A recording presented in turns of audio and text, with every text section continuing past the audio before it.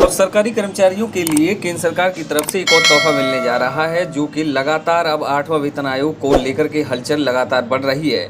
अलग अलग शहरों में बैठकों का सिलसिला यूं जारी हो चुका है कि 24 अप्रैल को देहरादून में मीटिंग होने के बाद अब वह मीटिंग के बाद दिल्ली में भी चर्चाएं जोर शोर से बढ़ गई हैं। इस दौरान कई कर्मचारी संगठन अपनी अपनी मांग आयोग के सामने रख रहे हैं। इनमें प्रगतिशील शिक्षक न्याय मंच SPSNM भी शामिल हैं, जो केंद्र सरकार के शिक्षकों का प्रतिनिधित्व तो करता ही है। न्याय मंच ने भी अपनी मांगें आयोग को भी सौंप दी थी, जिसमें कई मांगों के साथ साथ टीए और बच्चों की पढ़ाई के भत्ते में बढ़ोतरी भी जारी है।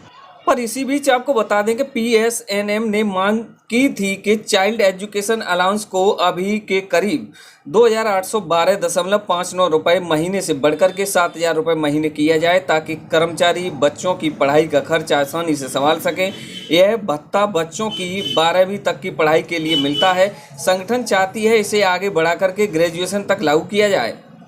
इसी के साथ इसके अलावा हर महीने 2,000 रुपये डिजिटल सपोर्ट अलाउंस जैसे ब्रॉडबैंड और AI से जुड़ी ज़रूरतें देने की भी मांग की गई है, जो अभी तक किसी भी वेतन आयोग में नहीं था।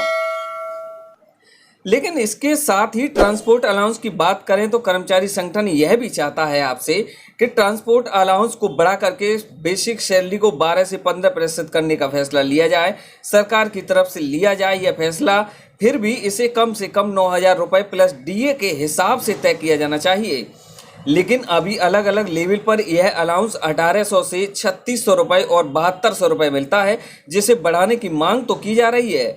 लेकिन छुट्टियों के साथ अगर मांग की जाए तो संगठन की ओर से कैजुअल लीव बढ़ा करके साल में 14 दिन करने और 30 दिन की अर्नड लीव और 20 दिन का मेडिकल लीव देने की मांग रखी गई है। रिटायरमेंट के समय अर्नड लीव एनकैशमेंट की सीमा 300 दिन से बढ़ा करके 400 दिन करने के भी प्रस्ताव रखा गया है।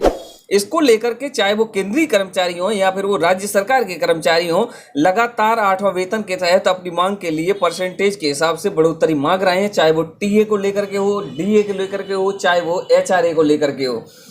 लेकिन अभी तक इसके ऊपर सरकार की तरफ से मुहर नहीं लगी है। लेकिन देखते हैं जल्द ही कितनी जल्दी आपकी बेसिक पे सैलरी के ऊपर मोहर लग जाती है। बने रहें वीडियो में, सब्सक्राइब अवश्य करें। फेसबुक पेज पर इस वीडियो को देख रहे हैं, पेज को फॉलो अवश्य कर लें। Thanks for watching this video.